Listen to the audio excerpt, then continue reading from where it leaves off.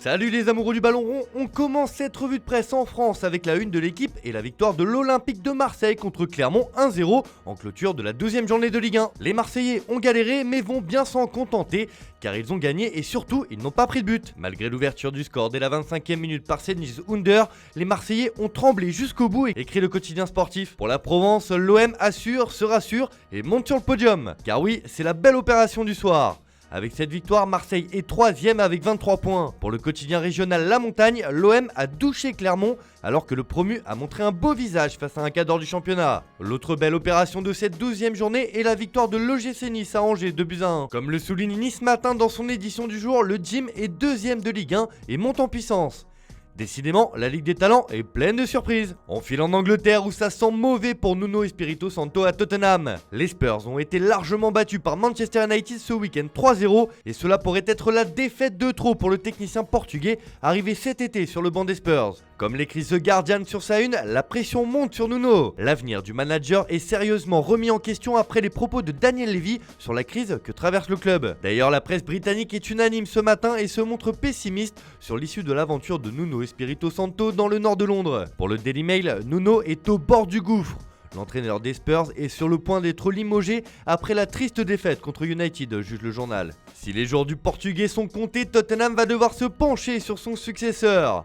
Et un nom revient avec insistance ce lundi matin, celui de Paulo Fonseca. Comme l'indique le Daily Express sur sa une, les Spurs ont organisé un appel d'offres. L'ancien coach de la Roma est de retour en pole position pour prendre en main l'équipe. Même chose pour le Daily Mirror qui avance également le nom du technicien portugais. Fonseca, qui est très demandé, est de nouveau dans la course pour prendre la relève, écrit encore le tabloïd. Finalement, Nuno Espirito Santo n'aura pas survécu. Tottenham vient d'annoncer qu'il a été démis de ses fonctions. La presse anglaise avait vu juste et attend désormais Paulo Fonseca sur le banc. On prend la direction de l'Espagne avec le grand monsieur du Real Madrid en ce moment, Vinicius Junior. Le Brésilien fait la une de Marca ce matin car c'est l'heure de la prolongation galactique, écrit le journal madrilène. L'attaquant est dans une forme exceptionnelle et vient frapper à la porte des dirigeants pour obtenir une revalorisation salariale en adéquation avec ses performances du moment. Pour le quotidien, le joueur demande logiquement une prolongation de contrat.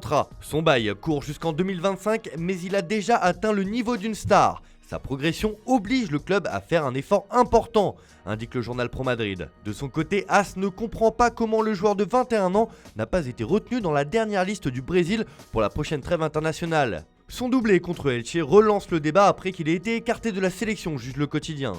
En tout cas, en Espagne, Vinicius met tout le monde d'accord et semble enfin avoir pris son envol. On reste de l'autre côté des Pyrénées, mais à Barcelone cette fois, où c'est une star de Ligue 1 qui fait la une du quotidien Sport ce matin. Évidemment, c'est l'interview exceptionnelle de Lionel Messi qui fait les gros titres. L'Argentin s'est longuement confié au journal catalan, où il n'a éludé aucun sujet, mais a surtout affiché ses ambitions avec le Paris Saint-Germain. Et le ton est donné. Je veux gagner une autre Ligue des Champions. Le sextuple Ballon d'Or est aussi revenu sur son départ controversé du Barça. Personne au Barça ne m'a demandé de jouer gratuitement. J'ai réduit mon salaire de moitié et nous étions en mesure d'aider davantage le club. J'ai été blessé par les paroles de Laporta. La superstar s'est dit aussi très heureux dans sa vie parisienne, même si Barcelone lui manque. Messi ne sait pas quand il partira à la retraite, mais il ne se fixe pas de limite comme il l'a confié. Après ce qui s'est passé, je verrai au fil des ans pour mon avenir. En tout cas, il est sous contrat jusqu'en 2023 au minimum avec le PSG. On termine ce tour de la presse sportive en Italie où l'AC Milan et surtout un certain Zlatan Ibrahimovic a fait sa loi hier sur la pelouse de l'AS Roma en l'emportant 2-1. C'est carrément le pouvoir d'Ibra, le Milan reste en tête avec le Napoli grâce à son Suédois qui revient en grande forme, juge la Gazzetta dello Sport. Mais ce qui fait surtout la une en Italie, c'est la crise qui couve à la Juventus. Il y a eu une réunion de crise hier et comme le révèle Tuttosport, une discussion tendue a eu lieu entre les joueurs, les propriétaires et le coach. Agnelli a tranché, celui qui décide c'est Max, écrit le quotidien turinois. Toute l'équipe part en stage toute la semaine, le club est avec le coach. Première possibilité de rachat demain contre le Zénith en Ligue des Champions. Même son de cloche en une du Corriere dello Sport qui explique que Paolo Dybala prend ses responsabilités.